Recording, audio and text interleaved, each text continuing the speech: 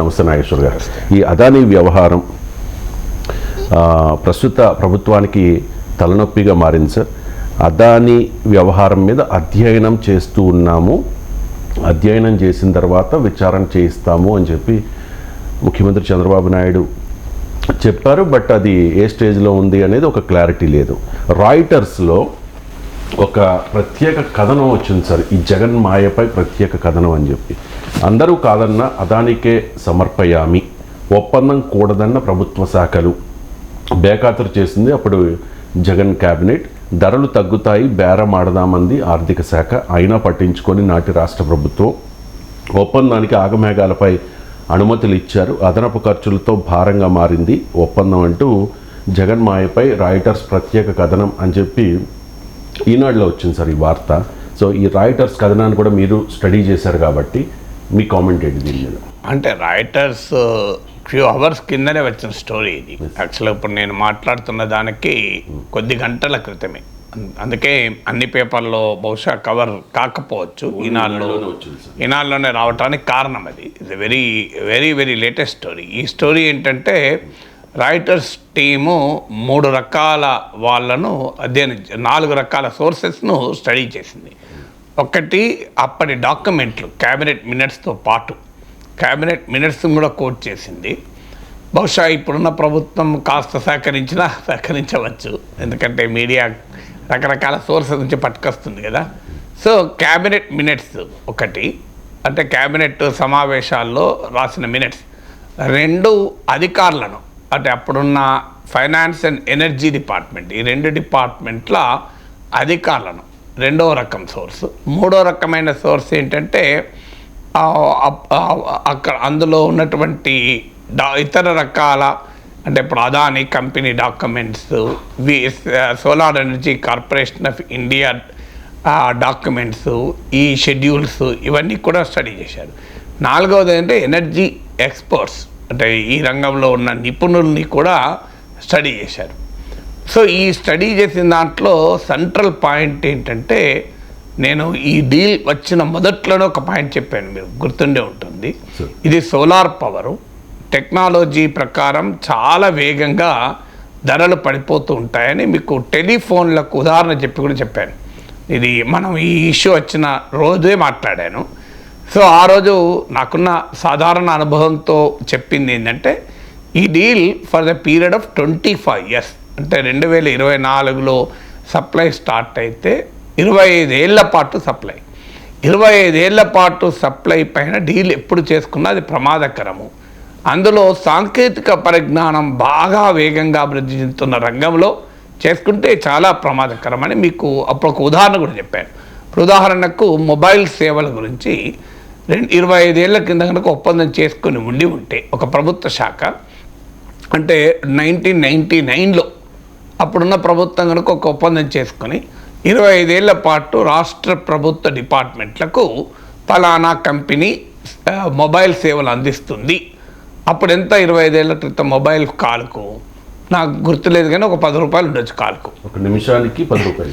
అసలు incoming calls కూడా ఉండే రేటు, ఇన్కమింగ్ కాల్స్ కూడా. సో అప్పుడు ఉదాహరణకు 10 రూపాయలు అప్పుడు కాల్ ఉంది.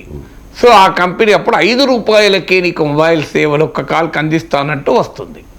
ఇన్కమింగ్ 8 రూపాయలు ఉంది, 4 రూపాయలకే అందిస్తాను అంటే అప్పుడున్న అధికారంలో ఉన్న వాళ్ళు ఏమంటారు చూడండి, 50% కన్సెషన్తో మేము ఒప్పందం చేసుకుంటున్నాం, రాష్ట్ర ఖజానాకు చాలా లాభం అంటది. కానీ రియాలిటీ ఏంటి, ఆ 10 రూపాయల నుంచి వాళ్ళు ఎంతకు పడిపోయింది రేటు, ఇన్కమింగ్ ఎగిరిపోయింది కదా, ఎంత లాస్ అనటానికి ఇది ఒక ఉదాహరణ మీకు. అంటే ఎనీ టెక్నాలజికల్ అడ్వాన్స్మెంట్ అవుతున్న ఏదైనా ధరలు విపరీతంగా పడిపోతాయి, కాస్ట్ చాలా ఎక్కువ పడిపోతాయి. మీకు దానికి ఉదాహరణకు మొబైల్ సేవలే.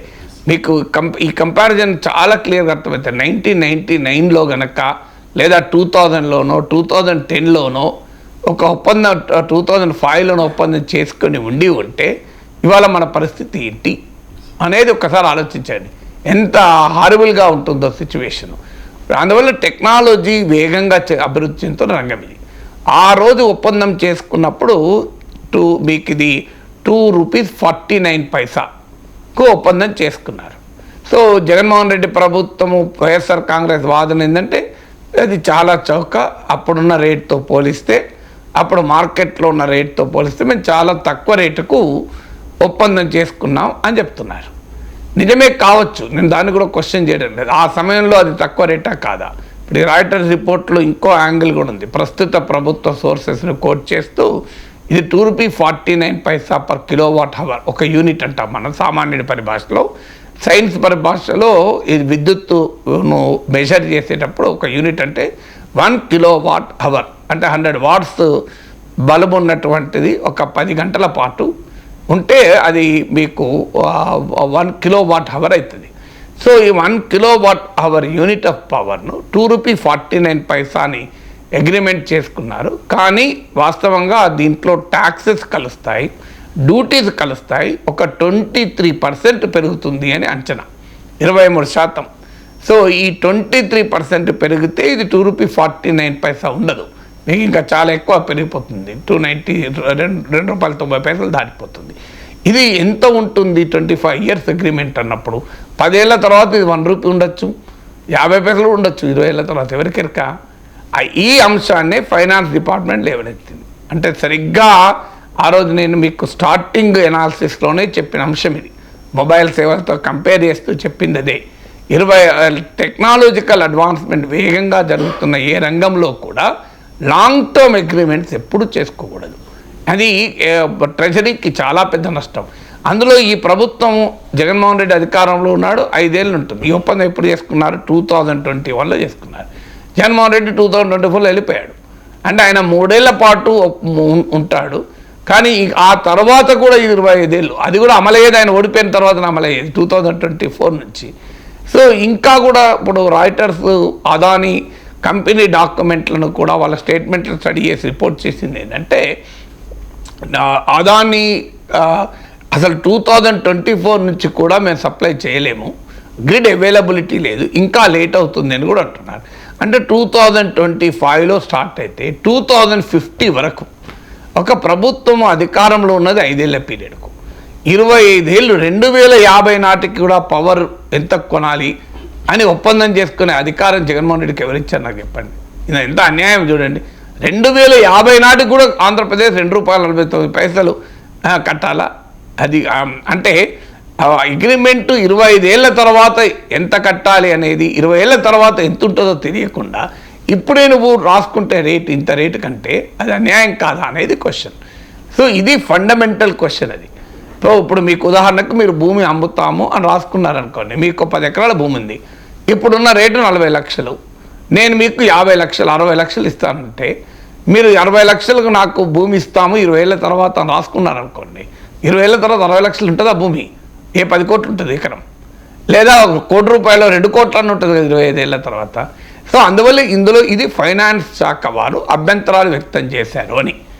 ఈ అభ్యంతరాలని కూడా క్యాబినెట్ లెక్క చేయలేదు. ఫైనాన్స్ వాళ్ళు అభ్యంతరాలు వ్యక్తం చేశారు, ఇంధన శాఖ కూడా అభ్యంతరాలు వ్యక్తం చేస్తూ ఈ డీల్ అసలు నష్టదాయకంగా ఉంటుంది అని. దాంతో పాటు 2019లోనే ఆంధ్రప్రదేశ్ ఎనర్జీ రెగ్యులేటర్ ఒక రిపోర్ట్ ఇచ్చింది, ఆంధ్రప్రదేశ్కు ఇప్పటికిప్పుడు solar power short term requirement లేదు అని. మరి రిక్వైర్మెంట్ విషయంలో కూడా అనుమానం, ఎందుకంటే సోలార్ పవర్కు ఉన్న డ్రాబ్యాక్ ఏంటంటే అది ఇయరంతా అందుబాటులో ఉండదు. మాకు పవర్లో ఉండే ఒక పెద్ద ఛాలెంజ్, బియాండ్ ఎ పాయింట్ మనం పవర్ స్టోర్ చేసుకోలేము. ఉదాహరణకు మీరు బియ్యం వరి పండుతుంది, వడ్లు పండుతాయి, పండినప్పుడు కొని ఫుడ్ కార్పొరేషన్ ఆఫ్ ఇండియా గోడౌన్లో దాచుకొని మళ్ళీ అవసరం వచ్చినప్పుడు పబ్లిక్ డిస్ట్రిబ్యూషన్ సిస్టమ్ ద్వారా రిలీజ్ చేస్తాం, అంటే వరిని దాచుకోగలం. అలాగే మీకు ఆయిల్ ఉంది, స్ట్రాటజిక్ ఆయిల్ రిజర్వ్స్ అంటారు, వ్యూహాత్మక చమురు నిల్వలు అని. అంటే ప్రపంచ చమురు మార్కెట్లో ధరలు తక్కువగా ఉన్నప్పుడు కొనుక్కొని నిల్వ పెడుతుంటారు కొంత మొత్తం. మన భారతదేశంలో 2-3 చోట్ల ఆ వ్యూహాత్మక చమురు నిల్వలు ఉన్నాయి, ఇంక్లూడింగ్ మన ఆంధ్రప్రదేశ్లోని విశాఖపట్నం వద్ద కూడా ఉన్నాయి. సో ఇలా కానీ పవర్ను అలా వ్యూహాత్మకంగా నిల్వ చేసుకోలేము మనం. పవర్కు నిల్వ చేసుకునే అవకాశమే లేదు బియాండ్ అ పాయింట్. నువ్వు బ్యాటరీలలో, స్టోరేజ్ డివైసెస్లో, యూపీఎస్లో సేవ్ చేసుకోగలిగే పవర్ చాలా లిమిటెడ్. నీకు 5 ఏళ్లకు అవసరమైన పవర్ ఇప్పుడే ప్రొడ్యూస్ చేసి దాచుకునే అవకాశమే లేదు. 5 ఏళ్లకు అవసరం ఉండే ఆహార ధాన్యాలు దాచుకోవచ్చు, కానీ పవర్ దాచుకోలేము. అందువల్ల పవర్కు ఉండే డ్రాబ్యాక్ ఏంటంటే పవర్ డిస్ట్రిబ్యూషను కన్జంప్షన్ల మధ్య రీజనబుల్ లింకేజ్ ఉండాలి. అంటే నువ్వు ఎంత డిస్ట్రిబ్యూట్ చేస్తున్నావు, ఎంత కన్జ్యూమ్ చేస్తున్నావు అని. సోలార్ పవర్కి వచ్చే వరకు ఏంటంటే ఇది 24 గంటలు అందుబాటు ఉండదు. ఎందుకంటే పీక్ డిమాండ్ ఉండేదేమో నైట్లో ఉంటుంది, డొమెస్టిక్ డిమాండ్ పెరిగిపోతుంది. ఆ టైంలో మీకు లేదు, ఎండాకాలం అయితే మధ్యాహ్నం పీక్ డిమాండ్ ఉంటుంది. సోలార్ పవర్ ఏమో అన్ని సందర్భాల్లోనూ ఉత్పత్తి కాదు, మనకి వర్షాకాలం సోలార్ పవర్ ఉత్పత్తి కాదు. సో అందువల్ల సోలార్ పవర్కు ఇతర రెన్యూవబుల్ సోర్సెస్ ఆఫ్ ఎనర్జీకి కూడా ఈ తేడా ఉన్నది. అందువల్ల ఇంధన శాఖ కూడా కొన్ని అభ్యంతరాలు వ్యక్తం చేసింది. ఈ రెండింటి మీద రాయిటర్ చెప్పిందే రైట్ అని నేనేం సర్టిఫై చేయడం లేదు, నేనేం ఎనర్జీ ఎక్స్పర్ట్ కాదు. కానీ నా ఫండమెంటల్ క్వశ్చన్ ఏంటంటే finance and energy department concerns వ్యక్తం చేస్తే ఆ కన్సర్న్స్ను క్యాబినెట్ చర్చించి క్యాబినెట్ దానికి ఈ కన్సర్న్స్ నిజం కాదు అని కనుక అనుకుంటే అది వేరు. కానీ క్యాబినెట్ మినిట్స్లో అది ఏమీ లేదట. రైటర్స్ రిపోర్ట్లో ఉంది ఏంటంటే ఒకటే sentence, the cabinet duly over rules the finance department concerns అని. ఇప్పుడు అధికారులు కొంతమంది ఏం చేస్తారంటే ఉన్నది రాసి పెట్టేస్తారు క్యాబినెట్ ఫైళ్ళ మీద. సో ఫైల్ ఆటోమేటిక్గా క్యాబినెట్కి వెళ్ళింది. ఫైనాన్స్ అండ్ ఎనర్జీ డిపార్ట్మెంట్ వాళ్ళు కొన్ని అనుమానాలు వ్యక్తం చేశారు. ఆ అనుమానాల్ని క్యాబినెట్ పక్కకు తోసిపుచ్చింది అని మాత్రమే ఇచ్చారు. కానీ క్యాబినెట్లో ఈ ఫైనాన్స్ మినిస్ట్రీ కన్సర్న్స్ పైన డిస్కషన్ అయినట్లు, ఎనర్జీ డిపార్ట్మెంట్ కన్సర్న్స్ పైన డిస్కషన్స్ అయినట్టు ఎక్కడా లేదు. మీకు ఇది అదాని ప్రత్యేకత. ఇక్కడే కాదు, ఆంధ్రప్రదేశ్లో జగన్మోహన్ రెడ్డి కాదు, ఈ విమానాశ్రయాలు అదానికి ఇవ్వాలి అనే చర్చ వచ్చినప్పుడు 6-7 విమానాశ్రయాలు ఇచ్చారు, లక్నో, త్రివేంద్రం, గౌహతి. అప్పుడు ఫైనాన్స్ మినిస్ట్రీ ఫైల్స్ మీరు గమనిస్తే మినిస్ట్రీ ఆఫ్ కార్పొరేట్ అఫైర్స్ అలాగే నీతి ఆయోగ్ ఈ రెండు కూడా వ్యతిరేకించాయి. ఇది క్యాపిటల్ ఇంటెన్సివ్, టెక్నాలజీ ఇంటెన్సివ్, పూర్వ అనుభవం లేని కంపెనీకి 2 కన్నా ఎక్కువ ఎవరికి ఇవ్వకండి, పూర్వ అనుభవం లేని కంపెనీలకు ఇవ్వకండి అని వాళ్ళు రాశారు. కానీ నరేంద్ర మోడీ క్యాబినెట్ ఆ రెండింటినీ ఓవర్ రూల్ చేసి అదానికి 6 డజన్కు పైగా విమానాశ్రయాలు ఆపేశారు. అంటే ఎలా అదాని కొరకు కేంద్ర క్యాబినెట్ అయినా తన సొంత శాఖలు, ఇప్పుడు నరేంద్ర మోడీ క్యాబినెట్, నరేంద్ర మోడీ ప్రభుత్వంలోని కార్పొరేట్ అఫైర్స్ శాఖ, నీతి ఆయోగ్లు ఎక్స్ప్రెస్ చేసిన కన్సర్న్స్ను పక్కన పెట్టి అదానికి విమానాశ్రయాలు ఇచ్చేశారు. సో ఇవాళ పరిస్థితి ఏంటి, దేశంలో 25% ప్రయాణికులు, విమాన ప్రయాణికులు అదాని ఎయిర్పోర్ట్లోనే దిగుతారు. దాని ప్రభావం ఏంటి త్రివేంద్రం చూస్తే అర్థమవుతుంది. త్రివేంద్రంలో అదాని టేక్ ఓవర్ అయినాక యూజర్ ఛార్జెస్ గణనీయంగా పెరిగిపోయాయి. అంటే ఎయిర్పోర్ట్ యూజర్ ఛార్జెస్ విపరీతంగా పెరిగిపోయాయి. అంటే దాని ప్రభావం ఏంటో అర్థమవుతుంది. దీని ప్రభావం కూడా అంతే. Jaganmohan Reddy cabinet finance and energy ministry కన్సర్న్స్ను పక్కకు పెట్టి ఆమోదించింది కనుక దీని బిల్లులు ఎవరి మీద పడతాయి, ప్రజల మీద పడుతుంది. ఈ డబ్బంతా ఎవరు కట్టాలి అంటే రేపు 10 ఏళ్ళ తర్వాత సోలార్ పవర్ రూపాయికి అందుబాటులో ఉన్న 2.5-3 రూపాయలు ఆంధ్రప్రదేశ్ ప్రజలు చెల్లించాలి. ఇది న్యాయమా? మార్కెట్లో అందుబాటుకు 1 రూపీకి ఉంటుంది పవర్. కానీ 15 ఏళ్ల కింద కుదుర్చుకున్న ఒప్పందం వల్ల అప్పుడు జగన్మోహన్ రెడ్డి ముఖ్యమంత్రి ఉండడు, ఎవరో ముఖ్యమంత్రి ఉంటాడు, అయినా కూడా 3 రూపాయలు పవర్ 300% ఎక్కువ చెల్లించాలి. 300% ఎవరు చెల్లించాలి? అది మళ్ళీ ప్రజలు చెల్లించాలి. ఇది అన్యాయము అని చెప్పేది ఎక్స్పర్ట్స్ అందరూ చెప్పేది. అందువల్ల మరి ఫైనాన్స్ అండ్ ఎనర్జీ మినిస్ట్రీ శాఖలు క్లియర్గా అభ్యంతరాలు వ్యక్తం చేసిన ఒకటి, ఇది 25 ఏళ్ల పాటు ఒప్పందం ప్రమాదకరము, నష్టదాయకము, సోలార్ పవర్ ధరలు విపరీతంగా పడిపోవచ్చు, సప్లయర్స్ పెరిగిపోవచ్చు, సప్లయర్స్ ఎక్కువ ఉన్నప్పుడు రాష్ట్రం బార్గెన్ చేయొచ్చు తక్కువ రేటుకు. ఇప్పుడు సప్లై చేసే వాళ్ళు తక్కువ మంది ఉండొచ్చు, కానీ ఫ్యూచర్లో టెక్నాలజీ డెవలప్ అయినాక సప్లై చేసే వాళ్ళు పెరుగుతారు. సప్లై చేసే వాళ్ళు పెరిగిన కొద్దీ, టెక్నాలజీ డెవలప్ అవుతున్న కొద్దీ ప్రైస్ తగ్గుతుంది, బార్గెన్ చేసుకోవడానికి అవకాశం ఉంటుంది. అయినా ఇప్పుడు షార్ట్ టర్మ్లో సోలార్ పవర్ అవసరం కూడా లేదు అని ఫైనాన్స్ ఎనర్జీ శాఖలు లిఖితపూర్వకంగా పెట్టాక క్యాబినెట్లో దానిపైన ఎలాంటి చర్చ లేకుండా సింపుల్గా ఒక్క line, cabinet over rules the concerns of finance ministry అని రాసి ఆమోదించారు. ఇది ఎలా సాధ్యమవుతుంది పొలిటికల్ డిసిషన్ లేకుండా? సో ఇది ఇప్పుడు రైజ్ అవుతున్న అంశం. ఇక ఈ కాంట్రాక్ట్ను ఎంత ఆగమేఘాల మీద అంగీకరించారంటే సెప్టెంబర్ 15 రోజు solar energy corporation of India Andhra Pradesh రాష్ట్ర ప్రభుత్వానికి రాసింది, మీరు సోలార్ పవర్ కొంటారా అని. విచిత్రం ఏంటంటే అంతకు ముందే solar energy corporation of India ఆ సోలార్ పవర్ సప్లైకి అదానీ కంపెనీతో ఒప్పందం చేసుకుంటే అదానీ కంపెనీ కోసం solar energy corporation of India అడిగితే ఎవ్వరు కూడా కొంటామని ముందుకు రాలే. కానీ తర్వాత జరిగిన ప్రభావాలు ఏంటనేది ఇప్పుడు చర్చ. తర్వాత వచ్చింది ముడుపులు. Solar energy corporation of India September 15న Andhra Pradesh ప్రభుత్వానికి రాసిన లేఖలో సప్లయర్ ఎవరో రాయలే. ఇంట్రెస్టింగ్ చూడండి, ఇందులో ఇప్పుడు మీరు సోలార్ పవర్ కొంటారా అని రాష్ట్ర ప్రభుత్వాన్ని లేఖ రాసింది. కానీ అందులో సోలార్ పవర్ ఎవరు సప్లై చేస్తారో రాయలే. కానీ అప్పటికే అదానీ సప్లై చేస్తుంది అని డిసైడ్ అయిపోయేది, అదానీ అజూర్ పవర్ అని. కానీ solar energy corporation of India రాసిన లేఖలో అది లేదు. ఎందుకు లేదు అంటే రేపు ఇప్పుడు అదే జగన్మోహన్ రెడ్డి కాదు, మాకు తెలియదు అది అదానితో ఒప్పందం అని అంటలేరు. ఇప్పుడు మాకు అదానితో కాదు ఒప్పందం, మాకు సోలార్ ఎనర్జీ కార్పొరేషన్ ఆఫ్ ఇండియాతో ఒప్పందం అని. సో సెప్టెంబర్ 15న ఈ లేఖ రాస్తే వితిన్ 1 day ప్రిలిమినరీ అప్రూవల్ చేసింది క్యాబినెట్. ఎంత వేగంగా చూడండి. తర్వాత అక్టోబర్ 28న క్యాబినెట్ పూర్తి ఆమోదం తెలిపింది.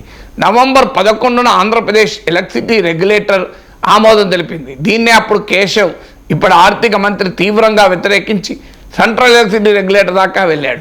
తర్వాత డిసెంబర్ 1 ఒప్పందం కుదిరింది. అంటే వితిన్ 57 days ప్రిలిమినరీ అప్రూవల్ వచ్చిన తర్వాత 57 రోజుల్లో రెగ్యులేటర్ అనుమతి కూడా వచ్చింది. మరి పబ్లిక్ హియరింగ్లు ఏమైనాయి, దీనిపైన విచారణలు ఏమైనాయి, అప్పుడు తెలుగుదేశం పార్టీ తరఫున కేశవ్ వ్యక్తం చేసిన చాలా వ్యాలిడ్ కన్సర్న్స్ ఏమైనా ఇవన్నీ ఏవి లేవు. 57 daysలో అప్రూవల్ అయిపోయి 2021 డిసెంబర్ 1న మొత్తం ప్రాసెస్ అయిపోయింది. ఆ తర్వాత 2022లో కేశవ్ హైకోర్టుకి వెళ్ళాడు, సిపిఐ నాయకుడు రామకృష్ణ హైకోర్టుకి వెళ్ళాడు. ఇది కేసు. మరి ఇప్పుడు ఇందులో క్లియర్గా ప్రభుత్వ శాఖల అభ్యంతరాల్ని కూడా తోసిపుచ్చి క్యాబినెట్లో డీటెయిల్గా డిస్కషన్ కూడా లేకుండా అదానీతో విద్యుత్ కొనుగోలు ఒప్పందాలు కుదుర్చుకున్నారు. ఈ కుదుర్చుకోవడంలో 97% beneficiary Gautam Adani. Azure power ఉన్నది చాలా మైనర్ రోల్. 97% ఆంధ్రప్రదేశ్ ప్రభుత్వము ఈ సోలార్ పవర్ కొనటానికి చెల్లించే ప్రతి రూపాయిలో 97 పైసలు గౌతమ్ అదానికే పోతాయి. అందుకే చంద్రబాబు నాయుడు ప్రభుత్వం నిర్ణయం తీసుకోవడం లేదు. ఎందుకంటే అది అధ్యయనం చేస్తూ వస్తుంది. నేను అధ్యయనం చేస్తూ ఇప్పుడు రాయిటర్ స్టోరీలో మీరు రాయిటర్ స్టోరీలో చాలా ఆసక్తికరమైన అంశాలు కూడా ఉన్నాయి. రాయిటర్ జగన్మోహన్ రెడ్డి టీంను సంప్రదిస్తే వాళ్ళు రిప్లై ఇవ్వలే. మీరు నవంబర్ 28న జగన్మోహన్ రెడ్డి ఇచ్చిన స్టేట్మెంట్, ఈ ఆరోపణలు నిజం కావు అని ఆ స్టేట్మెంట్ చదువుకోండి అని చెప్పారట. తర్వాత చంద్రబాబు నాయుడు ప్రభుత్వాన్ని అడిగినా కూడా వాళ్ళు కూడా ఎట్టకాలి. విచిత్రం ఏంటంటే రైటర్స్లో అది కూడా కోట్ చేశారు, present government is also not responding అని. అంటే ప్రస్తుత ప్రభుత్వం కూడా రెస్పాండ్ అవుతలేదు. అయితే అంతకుముందు రాయిటర్స్ ఆర్థిక మంత్రి కేశవ్ను కోట్ చేసింది. కేశవ్ రాయిటర్స్తో చెప్పింది, మేము దీనిపైన ఆలోచిస్తున్నాం, దీన్ని రద్దు చేసేందుకని. కానీ ఇప్పుడు ఈ మధ్య చంద్రబాబు నాయుడు మాట్లాడాడు కూడా, రద్దు చేస్తే మనం 3,000 కోట్లు ఇవ్వాల్సి ఉంటుంది అని ఇండైరెక్ట్గా సంకేతాలు ఇచ్చాడు, రద్దు చేయమని. పోనీ మీరు రద్దు చేయకండి. మరి ఇలాంటి ఆంధ్రప్రదేశ్ ప్రజలకు 25 ఏళ్ల పాటు భారాలు మోపేటువంటి అగ్రిమెంట్ కుదుర్చుకున్న రాజకీయ నాయకుల్ని ఎందుకు అరెస్టులు చేయరు? ఎందుకు కేసులు పెట్టరు? ఎందుకు జగన్మోహన్ రెడ్డి పైన కేసు పెట్టరు? ఎందుకు గౌతమ్ అదానీ పైన కేసు పెట్టరు? అగ్రిమెంట్ రద్దు చేసుకుంటారా లేదా అదొక ప్రాసెస్. నాకు ఒక డౌట్, అగ్రిమెంట్ రద్దు చేసుకుంటే 3,000 కోట్లు తిరిగి ఆ కంపెనీకి ఇవ్వాలి అని కండిషన్ ఉందా సార్? అంటే అది ఉంది అని కదా ఇప్పుడు చంద్రబాబు నాయుడే చెప్తున్నాడు కదా. అంటే జనరల్గా అగ్రిమెంట్స్లో ఉంటుంది, అంటే బ్రీచ్ ఆఫ్ అగ్రిమెంట్ ఉంటుంది. ఎందుకంటే దీనికి అడ్వాంటేజ్ ఏంటంటే దీనికి గ్యారంటీ ఉంటుంది. ఇప్పుడు ఈ పవర్ కొనటానికి రాష్ట్ర ప్రభుత్వ గ్యారంటీ ఉంటుంది. రాష్ట్ర ప్రభుత్వ గ్యారంటీ అంటే ఏదైనా కారణ రీత్యా కొన్న పవర్కు బిల్లులు చెల్లించకపోతే ఆ చెల్లించే బాధ్యత రాష్ట్ర ప్రభుత్వానికి ఉంటుంది.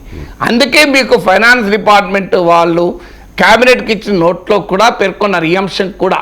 ఒకటి, టెక్నాలజీ బాగా డెవలప్ అవుతుంది కనుక దీని ధరలు పడిపోతాయి. 2, 25 ఏళ్ల పీరియడ్ చాలా ఎక్కువ పీరియడ్. ఈలోగా సప్లయర్స్ పెరిగిపోతారు కనుక రాష్ట్ర ప్రభుత్వం బార్గెన్ చేసుకోవచ్చు తక్కువ రేటుకు. మూడవది ఇది మీకు రాబోయేటువంటి కాలంలో మీకు ఈ ప్రాసెస్ అనేది ఇంకా ఫెసిలిటేట్ అవుతూనే ఉంటుంది. ఇప్పుడు అందుకే మీకు ఈ రాష్ట్ర ప్రభుత్వ గ్యారంటీ కూడా ఉంది కనుక ఎవడైనా సప్లై చేస్తాడు. మీకు ప్రభుత్వం బిల్లు గ్యారంటీ కదా, ఒకవేళ ఏదైనా కారణం అయితే గవర్నమెంట్ కడుతున్నప్పుడు గ్యారంటీ సెక్యూర్డ్ ఉంటే మీకు రేటు తగ్గిపోతుంది. మీకు సింపుల్ ఉదాహరణ చెప్తాను. మీరు ఒక ప్లాట్ కొంటారు. ప్లాట్ కొనేటప్పుడు మీరు కనుక నేను ఇప్పుడే ఫుల్ అమౌంట్ కడతాను అంటే రేటు తగ్గించరా? ఎందుకు వాడు డబ్బులు వచ్చేస్తున్నాయి కనుక. డబ్బులు గ్యారంటీ అనుకున్నప్పుడు రేటు ఒక రకంగా ఉంటుంది. సో అందువల్ల క్లియర్గా రాష్ట్ర ప్రభుత్వం గ్యారంటీ ఉంది కనుక ఈ డీల్కు వాల్యూ పెరిగింది. తర్వాత మీరు ఇప్పుడు చంద్రబాబు నాయుడు అంటున్నది 3,000 కోట్ల రూపాయలు కట్టాలి. చంద్రబాబు నాయుడు కన్నా ముందు వారం రోజుల ముందు రాధాకృష్ణ అన్నాడు. ఆయన వీకెండ్ కామెంట్లో ఫస్ట్ ట్రై చేసింది రాధాకృష్ణ. ఇలా రద్దు చేస్తే భారంగా ఉంటుంది అని. నాకు అడిగే క్వశ్చన్ ఏంటంటే ఎవరు చెప్పారు ఇది? ఎనీ ఎక్స్పర్ట్ కమిటీ వేశారా? దీన్ని రివ్యూ చేస్తానికి ఏదైనా ఫైనాన్స్ డిపార్ట్మెంటు, ఎనర్జీ డిపార్ట్మెంట్ అఫీషియల్స్తో మీరు ఏమైనా కమిటీ వేశారా? వాళ్ళు చెప్పారా? పొలిటికల్ స్టేట్మెంట్లు కదా ఇవన్నీ. మీరు ఒక కమిటీ వేసి ఆ ఎక్స్పర్ట్ కమిటీ ఒకవేళ రద్దు చేసుకుంటే ఎంత నష్టము, రద్దు చేసుకోకపోతే ఎంత నష్టము అని లెక్కలు ఇచ్చారా మీకు ఏమైనా? ఇప్పుడు 3,000 కోట్లు నష్టం అంటున్నారే, 30,000 కోట్లు ఇయర్లీ పోతుంటే దాని సంగతి ఏంటి? మొదలు అది కాదు కదా. అందువల్ల ఈ కాస్ట్ బెనిఫిట్ అనాలిసిస్ ఇచ్చారా? First question. రెండవది, మీరు లీగల్ ఎక్స్పర్ట్స్ రాష్ట్ర ప్రభుత్వం అడిగిందా? రద్దు చేసుకోరాదా? ఎనీ కాంట్రాక్ట్ కామన్ సెన్స్ చెప్పేది, if the contract is mala fide, ఎప్పుడు కూడా బోనఫైడ్ కాంట్రాక్ట్లే ఎన్ఫోర్స్ చేస్తారు. మాలఫైడ్ కాంట్రాక్ట్ ఎన్ఫోర్స్ చేయరు. ఉదాహరణకు బెదిరించి ఒప్పందం చేసుకున్నారనుకో, నిలబడుతుందా ఒప్పందం? బెదిరించి ఒప్పందం చేసుకుని నిలబడదు కదా. అక్రమ పద్ధతుల ద్వారా ఒప్పందం చేసుకుంటే ఆ అక్రమ పద్ధతుల ఆధారంగానే ఒప్పందాన్ని రద్దు చేసేయచ్చు. మీకు ఎప్పుడు కూడా అక్రమ పద్ధతులకు ఉంటుంది. ఇప్పుడు క్వశ్చన్ వల్ల అది కదా, ముడుపులు తీసుకొని 1,750 కోట్లు తీసుకొని ఈ ఒప్పందాన్ని రద్దు చేశారని ఇప్పుడు అమెరికా కోర్టులో కేసు కదా. మీరు దాన్ని ఉపయోగించుకొని ఒప్పందాన్ని రద్దు చేయొచ్చు కదా. మరి జగన్మోహన్ రెడ్డి అధికారంలోకి వచ్చాక 2019లో చంద్రబాబు నాయుడు ప్రభుత్వం కుదుర్చుకున్న పవర్ పర్చేజ్ అగ్రిమెంట్ రద్దు చేశారు కదా. ఆయన ఎట్లా రద్దు చేశాడు? సో ఆయన రద్దు చేసినప్పుడు ఇబ్బంది లేనిది చంద్రబాబు నాయుడు రద్దు చేస్తే ఇబ్బంది ఎందుకు వస్తుంది? సో ఒకవేళ ఇబ్బంది వచ్చినా, ఒకవేళ ఈ ఒప్పందం ఉంటే వచ్చే నష్టం ఎంత, ఈ ఒప్పందం చేసుకుంటే కంటిన్యూ అయితే వచ్చే నష్టం ఎంత, కాస్ట్ బెనిఫిట్ అనాలిసిస్ ఏంటి చెప్పండి. 25 ఏళ్ల పాటు ఎంత నష్టం వస్తుంది? అసలు మాలఫైడ్ లంచాలు ఇచ్చి కుదుర్చుకున్న ఒప్పందం రద్దు చేసుకుంటే కంపెనీషన్ ఎందుకు చెల్లాలని మీరు సుప్రీంకోర్టుకి వెళ్ళండి. ఈ ఒప్పందమే తప్పు, ఈ ఒప్పందమే అక్రమమైంది, ఈ ఒప్పందమే ప్రజలపైన భారాలు మోపడానికి ముడుపులు తీసుకొని చేసుకున్న ఒప్పందం. ఇందులో ముడుపులు తీసుకున్న వ్యక్తి జగన్మోహన్ రెడ్డి. సమస్య ఎక్కడ వస్తుందంటే వీళ్ళు ముడుపులు తీసుకున్న వ్యక్తినే టార్గెట్ చేస్తున్నారు. ముడుపులు ఇచ్చిన వ్యక్తిని మాట్లాడడం లేదు. అదే రేపు వీక్ లీగల్ పాయింట్ అవుతుంది. మీరు ఒప్పందం రద్దు చేసుకునేటప్పుడు జగన్మోహన్ రెడ్డిని మాత్రమే టార్గెట్ చేసి గౌతమ్ అదానీని చంద్రబాబు నాయుడు ప్రభుత్వం పల్లెత్తు మాట అనకపోతే గౌతమ్ అదానికి అదే కదా రేపు కేసుకు. నా తప్పేమున్నది, నేను ఒప్పందం గురించి ఎందుకు రద్దు చేస్తానంటాడు ఆయన. అయ్యా నువ్వు డబ్బులు ఇచ్చావు, నువ్వు తప్పు చేసావు, తీసుకున్నాడు తప్పు చేశాడు అంటేనే కోర్టులో నిలబడుతుంది. ఇప్పుడు విచిత్రం ఏంటంటే గౌతమ్ అదానీని ఒక్క మాట అనకుండా చంద్రబాబు నాయుడు ప్రభుత్వం ఒక రకంగా నష్టపరిహారం చెల్లించాల్సిన పరిస్థితి తీసుకొస్తోంది. అయ్యా నీకు అవినీతి పాల్పడ్డాడు జగన్మోహన్ రెడ్డి అంటున్నాడు. అవినీతికి ఇచ్చింది ఎవరు? గౌతమ్ అదానీ కదా, ఇద్దరు కదా బాధ్యత. మీరు ఉదాహరణ చూడండి, తెలుగుదేశం కానీ తెలుగుదేశం అనుకూల మీడియా కానీ ఎక్కడ గౌతమ్ అదానీని అవినీతి పరుడు అన్నదు. డబ్బులు ఇచ్చినాడు అవినీతి పరుడు కాదట, తీసుకున్నాడు అవినీతి పరుడట. ఇది ఎక్కడ ఆశ్చర్యం అండి? ఇప్పుడు జగన్మోహన్ రెడ్డి డబ్బులు తీసుకున్నాడు, తప్పు చేశాడు, ఇచ్చినోడు తప్పు చేయలేదా? అవినీతి ఇచ్చినోడు తప్పు సంబంధం ఏం లేదా? వాడు చాలా నిజాయితీ పరుడా? దీనివల్ల ఏమవుతుంది? రేపు గౌతమ్ అదానీ కోర్టుకు పోతాడు. నా తప్పేం లేదు కదా, నా తప్పున్నదని గవర్నమెంట్ కూడా అంటలేదు కదా, మరి నా ఒప్పందం ఎట్లా రద్దు చేస్తారని రేపు కోర్టుకు పోతాడు. అప్పుడు ఏమవుతుంది? నష్టపరిహారం వస్తుంది. అంటే చూడండి, నువ్వు గౌతమ్ అదానీది తప్పని అనకపోతే కోర్టులో ఎట్లా నిలబడతావు నాకు చెప్పండి. కామన్ సెన్స్ చెప్తుంది కదా ఇది. మరి ఎందుకు చేయడం లేదు? పోనీయండి, కనీసం కేంద్ర ప్రభుత్వానికి ఎందుకు రావడం లేదు? దీనిపైన ఈడీ విచారణ జరిపించండి. మీరు ఏసీబీ ఎందుకు విచారణ జరిపిస్తలేరు? ఏడాది కింద రామ్ గోపాల్ వర్మ ట్వీట్ చేస్తే దానిపైన మీరు పోలీసులు ఆయన హైదరాబాద్ అని ఇంటి చుట్టూ టీంలు వెళ్తే మరి దీని మీద ఎందుకు వెళ్ళరు? Answer is should be there కదా. ఏమనంటే అధ్యయనం చేస్తున్నాం. ఏ అధ్యయనం, నేను అనేకసార్లు చెప్పాను, ఏ అధ్యయనం చేయకుండా ఇప్పటి ఆర్థిక మంత్రి కేశవ్ అప్పుడు హైకోర్టులో కేసేసాడా? ఏ అధ్యయనం చేయకుండానే ఇప్పుడు ఆర్థిక మంత్రి Keshav central electricity regulatory commission ముందు 2022లో 16 అంశాలతో కూడిన ఆర్గ్యుమెంట్ పెట్టాడా? చాలా కేశవ్ మంచి మేధావి, ఏదో ఆర్డినరీ వ్యక్తి కూడా కాదు. ఆయన పబ్లిక్ అకౌంట్స్ కమిటీ చైర్మన్గా పనిచేశాడు. ఆర్థిక అంశాలపైన అవగాహన, చాలా లోతైన అవగాహన మేధావి. సో కేశవ్ ఆ రోజు ఏ అధ్యయనము లేకుండా హైకోర్టుకి వెళ్తాడా? కేశవ్ వెళ్ళిన దానికి తెలుగుదేశం పార్టీకి సంబంధం లేదా? ఇప్పుడు చంద్రబాబు నాయుడు అధ్యయనం చేస్తున్నా అంటున్నాడు, కేశవ్ని కూర్చుని పెట్టుకుంటే అయిపోతుంది. అధ్యయనం ఏమున్నది? అధ్యయనం ఫైనాన్స్ మినిస్టరే అధ్యయనం చేసి ఉండగా ఇంకెవరు అధ్యయనం చేస్తారండి? నాకు అర్థం కాని అంశం. ఈ అధ్యయనం ఎందుకు? అదాని కనుక అధ్యయనం చేస్తూనే ఉంటారు కదా, మాకు అనుమానం రాదా? అదాని కనుక అధ్యయనం చేస్తుంటారు. ఎందుకంటే గంగవరం పోర్టు గురించి మాట్లాడుతున్నారా మీరు? ఇప్పుడు తెలుగుదేశం పార్టీ ఎక్కడన్నా కొత్త అధికారంలోకి వచ్చాక చంద్రబాబు నాయుడు ప్రభుత్వం సీజ్ ద షిప్ అని పవన్ కళ్యాణ్ అన్నాడు, సీజ్ ద పోర్ట్ అన్నది పవన్ కళ్యాణ్. నా అభిప్రాయం అయితే సీజ్ ద పోర్ట్ అని ఎందుకంటే లేడు, గంగవరంలో 10% వాటా 2000 ఎకరాల రాష్ట్ర ప్రభుత్వ భూమి ఇచ్చినందుకు వచ్చిన 10% వాటా కేవలం 600 కోట్ల కాదానికి ఇచ్చారే జగన్మోహన్ రెడ్డి. ఇంత అన్యాయంగా ఇచ్చారే, అప్పనంగా ఇచ్చిన దానిపైన సీజ్ ద పోర్ట్ అనాలి కదా పవన్ కళ్యాణ్. ఎందుకు పవన్ కళ్యాణ్ ఒక్కసారి గంగవరం పోర్టు పోయి ఈ పోర్టులో 10% వాటా అన్యాయంగా తీసుకుని ఇచ్చేశాడు Jaganmohan Reddy, seize the port అని ఎందుకంటే లేరు? అదాని విషయంలో వచ్చే వరకు అందరూ మౌనం, గచ్చు, ఎవరు మాట్లాడకండి. అధికార పార్టీ లేదు, ప్రతిపక్ష పార్టీ లేదు, ఏమీ ఉండదు. అధికార పార్టీ అనుకూల మీడియా ఉండదు, ప్రతిపక్ష పార్టీ అనుకూల మీడియా ఉండదు. అదృష్టవశాత్తు డిజిటల్ మీడియా ఉంది, మీలాంటి వాళ్ళు ఉన్నారు, నాలాంటి వాళ్ళు ఉన్నారు కూడా మనం మాట్లాడుకుంటున్నాం. ఇంకా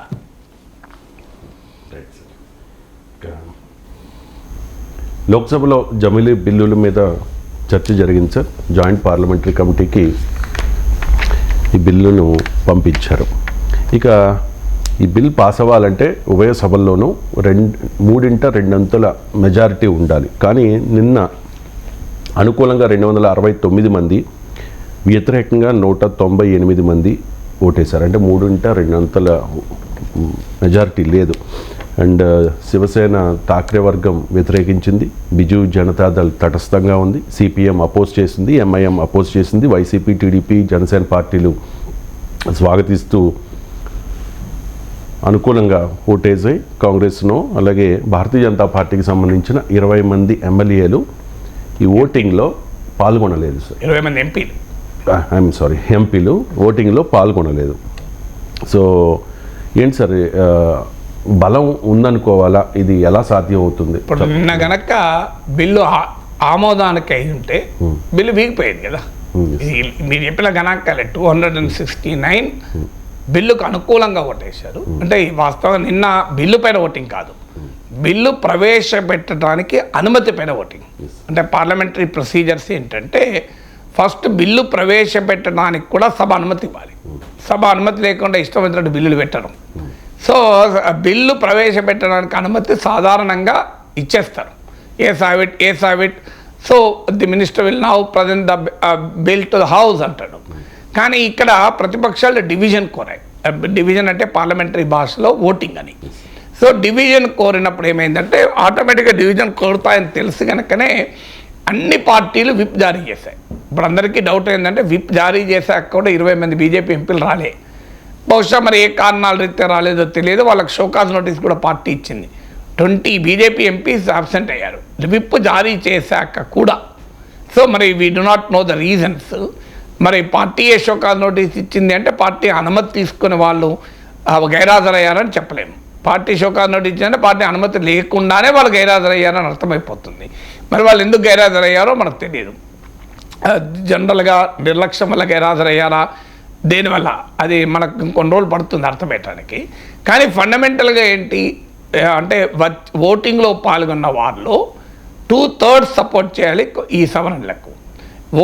బిల్లు ప్రవేశపెట్టడానికి అనుమతికి 50% సరిపోతుంది. 50% + 1 సగం సింపుల్ మెజారిటీ సరిపోతుంది. అందుకే నిన్న 269, 198 అంటే సింపుల్ మెజారిటీ ఉంది కనుక వచ్చేసి 467 మంది సభ్యులు ఓటింగ్లో పాల్గొంటే 269 మంది మద్దతుగా ఇచ్చారు కనుక. కానీ 2/3 అయితే మాత్రం క్లియర్గా ఓట్ లేదు కదా. అంటే అప్పటి వరకు మరి అందరూ వస్తే, అందరూ వచ్చినా కూడా ఇప్పుడు లోక్సభలో 543 మంది ఎంపీలు ఉన్నారు. అంటే మీకు 362 రావాలి మీకు అనుకూలంగా.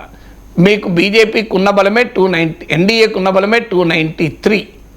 సో అందులో వైసీపీకి ఒక 4 ఉన్నారు, అక్కాలేదలకు ఒక్కరో ఇద్దరు ఉన్నట్లున్నారు. సో ఇవన్నీ కలిపినా కూడా మీకు 300, లిటిల్ ఓవర్ 300 వచ్చాడు ఎక్కువ. మరి మిగతా వాళ్ళు ఎక్కడికి వెళ్ళి వస్తారు? ఇప్పుడు జేడీయూ మౌనంగా ఉందని కూడా ఇలా పేపర్లో వచ్చింది. మరి జేడీయూ ఏం చేస్తుంది? సో బిజు జనతాదళ్ తటస్థంగా ఉంది అని అంటున్నారు. అందుకే జాయింట్ పార్లమెంటరీ కమిటీకి పంపారు. మీరు చూడండి, అసలు గతంలో ఒక బిల్లును సెలెక్ట్ కమిటీకో జేపీసీకో పంపాలి అంటే ప్రతిపక్షాలు పెద్ద ఎత్తున పోరాటం చేసినా ప్రభుత్వం అంగీకరించేది కాదు. మీరు 2004-2014 మధ్య యూపీఏ ప్రభుత్వం ఉన్నప్పుడు ఎన్ని బిల్లులు సెలెక్ట్ కమిటీకి పంపారు, ఎన్నిటిపైన జాయింట్ పార్లమెంటరీ కమిటీ వేశారు, లెక్కలు తీయండి. ఈ 10 ఏళ్లలో గణనీయంగా పడిపోయాయి. అంటే పార్లమెంటరీ సెలెక్ట్ కమిటీకి పంపడం కానీ జేపీసీ వేస్తానికి కానీ అంగీకరించలేదు. ప్రధాని పైన జేపీసీ వేయాలని, హిండెన్బర్గ్ రిపోర్ట్ పైన జేపీసీ వేయాలి అంటే వేలే. ఇప్పుడు తాజాగా అమెరికా న్యాయ మంత్రిత్వ శాఖ డిపార్ట్మెంట్ ఆఫ్ జస్టిస్ కేసు పైన జేపీసీ వేయాలంటే వేయలే. కానీ దీనిపైన అసలు ప్రతిపక్షాలు అడగక ముందే ప్రధానమంత్రి జేపీసీకి రెఫర్ చేయమని చెప్పేశాడని చెప్పి హోంమంత్రి అమిత్ షా చెప్పాడు లోక్సభలో. అంటే ఎంత ఉదారంగా ఒప్పుకున్నారు. కారణం ఏంటంటే మెజారిటీ లేదు, అసలు విషయం అది. సో అందువల్ల జేపీసీ కేసు ఈలోగా పార్లమెంటరీ మేనేజ్మెంట్, పొలిటికల్ మేనేజ్మెంట్ ప్రారంభమవుతుందిగా. దీనిపైన మీరు చూడండి, ఇండియా కూటమిలో కొన్ని పక్షాలు ఇప్పుడు వ్యతిరేకించిన పార్టీలు కూడా రేపు ఏం చేస్తే తెలియదు. వాళ్ళు ఏవైనా అటు ఇటు మారుతారు. ఎందుకంటే నేను ఇండియా కూటమి చాలా యునైటెడ్గా ఉంది. ఇటీవల 3 అంశాలపైన వాళ్లకు డిఫరెన్సెస్ వచ్చాయి. ఒకటి, అదాని అంశమే పట్టుకొని ఉండాలా, వేలాడాలా అంటూ తృణమూల్ అభ్యంతరం చెప్పింది. మాకు సభ నడవడం ముఖ్యం, మాకు సంభాలు చర్చించాలని అఖిలేష్ యాదవ్ అన్నారు. మొదటి రోలో ఎవరికి సీట్లు ఇవ్వాలనే విషయంలో సమాజ్వాదీ పార్టీకి ఒక సీటు తగ్గితే దానిపైన ప్రధాన ప్రతిపక్షమైన కాంగ్రెస్ గట్టిగా వ్యవహరించలేదని సమాజ్వాదీ పార్టీ కంప్లైంట్ చేసింది. అలాగే ఇండియా కూటమికి ఎవరు నాయకత్వం వహించాలి అంటే మమతా బెనర్జీ నేను నాయకత్వం వహిస్తా అంటే సమాజ్వాదీ పార్టీ, శివసేన, ఉద్ధవ్ ఠాక్రే, ఎన్సీపీ వీళ్ళందరూ మద్దతు ఇచ్చారు. ఆమ్ ఆద్మీ పార్టీ ఢిల్లీ ఎన్నికల్లో మాకు కాంగ్రెస్తో పొత్తే లేదని ప్రకటించింది. ఇండియా కూటమిలో ఇన్ని డివిజన్స్ వచ్చాయి ఇటీవల కాలంలో, ఇంక్లూడింగ్ ఇండియా కూటమికి ఎవరు నాయకత్వం వహించాలనే దాంట్లో డివిజన్స్ వచ్చాయి.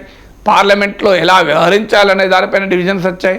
అదాని అంశంపైన కాంగ్రెస్ ఇతర పార్టీలు ప్రొటెస్ట్ చేస్తుంటే తృణమూల్, సమాజ్వాదీ పార్టీలు పాల్గొనలేదు అందులో. ఇన్ని హెచ్చరికలకు కూడా మళ్ళీ ఈ జమిలీ ఎన్నికలకు వ్యతిరేకంగా ఇండియా కూటమి పక్షాలన్నీ ఐక్యంగా నిలబడ్డాయి. కానీ పొలిటికల్ మేనేజ్మెంట్తో రేపు భవిష్యత్తులో ఏం చేస్తారో తెలియదు. అందుకే జాయింట్ పార్లమెంటరీ కమిటీ వేశారు. ఈలోగా కావలసినటువంటి ప్రయత్నాలు జరుగుతాయి. ఇప్పుడు లోక్సభలోనే 2/3 లేదంటే రాజ్యసభలో 2/3 అవకాశమే లేదు. అందువల్ల ఈ బిల్లు భవిష్యత్తు పైన క్వశ్చన్ మార్క్స్ ఉన్నాయి. అయితే బీజేపీ, మోడీ, అమిత్ షాల పొలిటికల్ మేనేజ్మెంట్ పైన విశ్వాసం ఉంది కనుక, వాళ్ళ సామర్థ్యం పైన, ప్రతిపక్షాల నిజాయితీ పైన అనుమానాలు ఉన్నాయి కనుక ఈ బిల్లుకి ఏమైనా మెజార్టీ రావచ్చేమో అని డౌట్. న్యాయంగా అయితే బిల్లుకు మెజార్టీ లేదు, క్లియర్గా తెలుస్తుంది. ఒకే దేశం ఒకే ఎన్నిక బిల్లుకు పార్లమెంట్లో అవసరమైన మెజారిటీ లేదు. ఇక మెజారిటీ మ్యానుఫ్యాక్చర్ చేయవచ్చు. గత చరిత్ర చూసినా మ్యానుఫ్యాక్చర్ జరిగింది. మ్యానుఫ్యాక్చర్ చేయగలిగిన బీజేపీ నాయకత్వ సామర్థ్యం పైన ప్రజలకు నమ్మకం ఉంది. మ్యానుఫ్యాక్చర్ అవ్వడానికి కావలసినటువంటి బలహీనతలు ప్రత్యర్థుల్లో ఉన్నాయి కనుక అనుమానం ఉంది. అందువల్ల యాజ్ ఆఫ్ టుడే మెజారిటీ లేదు. Maybe majority will be manufactured. ఇక రాజ్యాంగానికి, సమాఖ్య స్ఫూర్తికి ఇది విరుద్ధము అంటూ విపక్షాలు ఆరోపణలు చేస్తూ ఉన్నాయి సార్. ఇది దేశహితం కోసమే జమిలీ ఎన్నికలు అని చెప్పి ఎన్డీఏ పక్షాలు చెప్తున్న పరిస్థితి. టీడీపీ నాయకులు కూడా చెప్తూ ఉన్నారు, తెలుగుదేశం పార్టీ అండ్ వైసీపీ 2 పార్టీలు కూడా మద్దతు ఇచ్చాయి. దేశం అంతా ఒకే దశలో అసెంబ్లీ, లోక్సభకు ఎన్నికలు నిర్వహించాలనుకుంటున్న కేంద్ర ప్రభుత్వ నిర్ణయాన్ని స్వాగతిస్తూ ఉన్నాము అంటూ టీడీపీ అండ్ వైసీపీ ఈ 2 పక్షాలు కూడా నిన్న క్లారిటీగా వాళ్ళు స్టాండ్ చెప్పిన పరిస్థితి సార్. అండ్ ఇంకొకటి సిపిఎం, ఎంఐఎం పార్టీ చెప్తోంది ఇది ప్రాంతీయ పార్టీల అస్తిత్వానికి చెప్పలేదు. మీకు మీరు పార్లమెంటరీ డిబేట్ పూర్తిగా ఫాలో అయినట్లేరు. ఎంఐఎం చెప్తుంది అండుతున్న అదేదో ఓవైసీ పేటెంటెడ్ ఐడియా అనుకుంటాను. అసలు ఎంఐఎం చెప్పేది ఏమీ లేదు ప్రత్యేకంగా. దేశంలో ఉన్న అన్ని పార్టీలు అదే చెప్తున్నాయి. వ్యతిరేకించే పార్టీలన్నీ చెప్పే వాదన ఒకటే. అసలు ఎంఐఎం చెప్పడం పక్కకు పెట్టండి మీరు. ఎంఐఎం చెప్తోంది అనుడితోనే ఓవైసీని సమర్థిస్తున్నారా అని మొదలైతే చర్చ. రాంగ్ మీనింగ్ వస్తుంది. ఎవరేం చెప్పారు అన్నది అది ఎవరేం చెప్పారు అన్నది ఇప్పుడు అందరూ అన్ని చెప్తారు. మీడియా ఒక్కొక్క దాని ఒకటి మీరు పేపర్లో న్యూస్లో మొత్తం స్పీచ్ అర్థం గంట 40 నిమిషాల స్పీచ్ కవర్ కాదు కదా. ఇప్పుడు ఒక్కొక్క స్పీకర్ నుంచి ఒక్కొక్క పాయింట్ తీసుకుంటారు. కానీ మీరు పార్లమెంటరీ డిబేట్ ఫాలో అయితే మీరు మొత్తం డిబేట్ ఫాలో అయినట్లేరు. మొత్తం డిబేట్లో క్లియర్గా ప్రాంతీయ పార్టీలకు ప్రమాదము, రాజ్యాంగానికి ప్రమాదం అని ప్రతి పార్టీ చెప్పింది. ఒక్క ఎంఐఎం చెప్పలే. మీకు ఆ క్లారిటీ రావాలి. ఒక ఎంఐఎంఏ చెప్పింది, మిగతా వాళ్ళు ఎవరు చెప్పలేదు. నా క్వశ్చన్ ఏంటంటే ప్రాంతీయ పార్టీలకు అస్తిత్వానికే దెబ్బ అంటున్నప్పుడు చాలా మాట్లాడారు. వైసీపీ ప్రాంతీయ పార్టీ, టీడీపీ ప్రాంతీయ అదేమన్నా మనకు తెలుసు. వాళ్ళు చాలా సందర్భాల్లో మద్దతు ఇచ్చారు. కానీ ఆంధ్రప్రదేశ్ ప్రత్యేక హోదా ఇవ్వకపోతే పట్టించుకోవటం లేదు. దీన్ని ఎవరు అడిగారు? సో ఆంధ్రప్రదేశ్ ప్రయోజనాల మీదే కొట్లాడడం మానేశారు. ఇదొక లెక్కన. కానీ ఫండమెంటల్ క్వశ్చన్ ఏంటంటే ఇది రాజ్యాంగానికి విరుద్ధము అనేది వాదన. సో రాజ్యాంగంలోని బేసిక్ స్ట్రక్చర్ అంటే మీకు ఇందులో ముఖ్యమైన ప్రశ్న పొలిటికల్ పార్టీల సంగతి మనకు తెలుసు. టీడీపీ, వైసీపీ ఈ 10 ఏళ్లలో ప్రతి సందర్భంలోనూ మధ్యలో ఒక్కసారి 1 ఇయర్ పాటు చంద్రబాబు నాయుడు 2019 ఎలక్షన్లకు ముందు ధర్మ పోరాట దీక్షలు చేసే సమయం మినహా మిగతా టైం అంతా టీడీపీ, వైసీపీ, బీజేపీకి సమర్థిస్తూనే వచ్చాయి కదా. ఇలా కొత్త ఏముందని అందరికీ తెలుసు. ఎందుకు సమర్థించారు దానిపైన మనం ఎంత తక్కువ మాట్లాడుకున్నంత బెటరు. కానీ ఇక్కడ ఇది రేపు సుప్రీంకోర్టులో కూడా సవాల్ చేయొచ్చు. సో రేపు ఇది కోర్టులో నిలబడుతుందా అంటే మనకు అనేక అంశాలు కోర్టులో నిలబడుతున్నాయి ఈ మధ్య కాలంలో. With due regard for judiciary we cannot comment more than that. So కోర్టులో నిలబడకపోవడం పైన ఊహాగానాలు తక్కువ చేస్తే మంచిది, ఎంత అసలు చేయకపోతే మంచిది. కానీ అసలు ఇది రాజ్యాంగ మౌలిక స్వరూపానికి విరుద్ధమా అనేది చర్చ. సమాఖ్య స్ఫూర్తి ఏంటి? మనకు అర్థం కావాల్సిన ఫండమెంటల్ కాన్స్టిట్యూషనల్ ఫ్రేమ్వర్క్ ఏంటంటే భారతదేశంలో కేంద్రము, రాష్ట్రము, పార్లమెంటు, అసెంబ్లీ ఈ రెండింటి మధ్య సంబంధమే ఫెడరలిజం. పార్లమెంటు, అసెంబ్లీ మధ్య ఎలాంటి సంబంధం ఉండాలి అనేదే ఫెడరలిజం నిర్ణయిస్తుంది. అది ఫెడరల్ కాన్స్టిట్యూషన్ అయినప్పుడు ఈ రెండు ఇండిపెండెంట్. మీరు ఈ రెండింటికి కూడా ఇప్పుడు ఉదాహరణకు రాష్ట్ర శాసనసభ పార్లమెంట్ బ్రాంచ్ ఆఫీస్ కాదు, రాష్ట్ర ప్రభుత్వము కేంద్ర ప్రభుత్వ బ్రాంచ్ ఆఫీస్ కాదు. రాష్ట్ర శాసనసభ అధికారాలు పార్లమెంటు ద్వారా సంక్రమించలేదు. రాష్ట్ర శాసనసభ అధికారాలు పార్లమెంటుకి ఎలా వచ్చాయో అధికారాలు శాసనసభకు కూడా అలాగే వచ్చాయి. పార్లమెంటుకు, శాసనసభకు రెండింటికి కూడా రాజ్యాంగమే అధికారాలు ఇచ్చింది. రాజ్యాంగంలోనే కేంద్ర జాబితా, రాష్ట్ర జాబితా, ఉమ్మడి జాబితా అని విడివిడిగా ఏ రంగంలో కేంద్రానికి అధికారం ఉంటుంది, ఏ రంగంలో రాష్ట్రానికి అధికారం ఉంటుంది అని నిర్ణయించింది. ఆఖరికి కేంద్రం నుంచి రాష్ట్రాలకు రావాల్సిన వనరులను కూడా కేంద్రమే నిర్ణయించకూడదని చెప్పి ఫైనాన్స్ కమిషన్ ఒక రాజ్యాంగబద్ధమైన వ్యవస్థ కూడా ఏర్పాటు చేశారు. ఆఖరికి కేంద్ర పన్నుల్లో రాష్ట్రానికి ఎంత వాటా రావాలన్నది కూడా కేంద్రం ఇష్టం కాదు. అది ఫైనాన్స్ కమిషన్ రికమెండ్ చేసిన తర్వాత కేంద్రం డెసిషన్ తీసుకుంటుంది.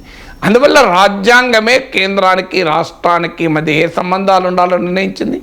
అందువల్ల రాష్ట్ర శాసనసభ is independent of parliament. Parliament చట్టం చేసేచ్చు. ఒకటే ఏంటంటే భారత రాజ్యాంగంలో పార్లమెంట్ చట్టం చేసి అసెంబ్లీ చట్టం చేస్తే ఆ రెండింటి మధ్య ఘర్షణ ఏర్పడితే పార్లమెంట్ చట్టమే చెల్లుతుంది. కానీ పార్లమెంటు చట్టంలో ఇచ్చిన దానికన్నా రాష్ట్ర అసెంబ్లీ చట్టం ఎక్కువ ఇస్తే రాష్ట్ర అసెంబ్లీ చట్టమే చెల్లుతుంది. ఉదాహరణకు భూసేకరణ ఉంది, ఇంకో పార్లమెంట్ చట్టం ప్రకారం ఇంత ఇవ్వాలి అని ఉంది. శాసనసభ ఇంకో చట్టం చేయని అంతకన్నా ఎక్కువ ఇస్తా అంటే అభ్యంతరమే ఉండదు పార్లమెంట్ చట్టానికి. ఇది భారత రాజ్యాంగంలో రాష్ట్ర శాసనసభకు, రాష్ట్ర ప్రభుత్వానికి ఉన్న స్వతంత్ర రాజ్యాంగపర అస్తిత్వం. అయితే భారత రాజ్యాంగం రాసినప్పుడు ఉన్న రాజకీయ పరిస్థితుల వల్ల 500 సంస్థానాలు తిరుగుబాటు, దేశ విభజన, మతపరమైన మారణహోమాలు, ఈ నేపథ్యంలో భారత రాజ్యాంగంలో కొంత కేంద్రం వైపు మొగ్గు చూపేలా అనేక నిబంధనలు ఉన్నమాట నిజం. కానీ భారత సుప్రీంకోర్టు ఆ నిబంధనలు ఉన్నప్పటికీ కూడా భారతదేశం ఫెడరల్ రాజ్యం. అందుకే మీకు ఇండియన్ కాన్స్టిట్యూషన్ ఫెడరల్, కానీ India is a union of states అంటారు.